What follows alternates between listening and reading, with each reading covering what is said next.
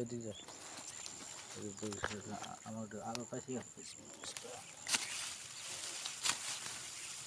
আমি এখন আমাদের ক্ষেতের ধান কাটতেছি। আপনারা দেখতে পাচ্ছেন, তুই কাট। এটা আমাদের ক্ষেতের ধান, আমরা কামলা নিয়েছি, ধান কাটতেছি। আমি ধান কাটবো, কাশি নাই, তারপরে ওদেরটা দিয়ে একটু কাটতেছি। ধান আমিও কাটতে পারি, আপনাদেরকে দেখানোর চেষ্টা করছি। আপনারা দেখেন, এই যে ধান কীভাবে কাটতে হয় আপনাদের একটু দেখাইতেছি।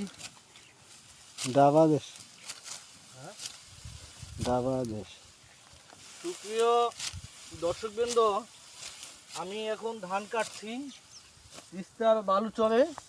আপনারা গতকাল দেখেছেন আমরা হাতীবান্ধা থানায় মহাসম্মেলন করেছি এই তিস্তা নদীকে নিয়ে। লক্ষ লক্ষ বিঘা জমি বালুতে পরিণত হয়েছে।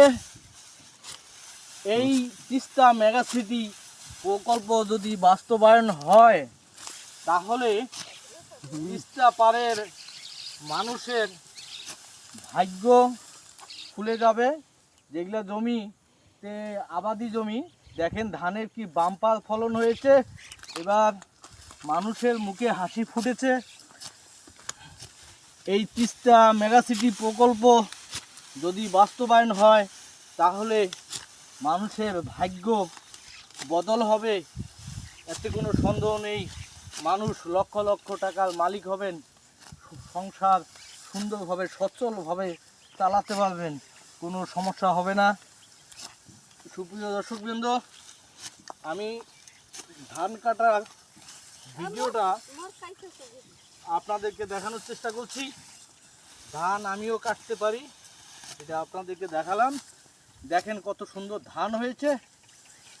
ধান পেকে গেছে, সোনালি আকার, সোনালি কালার ধারণ করেছে।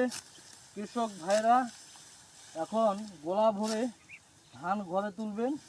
আমিও কয়েক বিঘা জমি ধান লাগিয়েছি, মোটামুটি বাম্পার ফলন হয়েছে।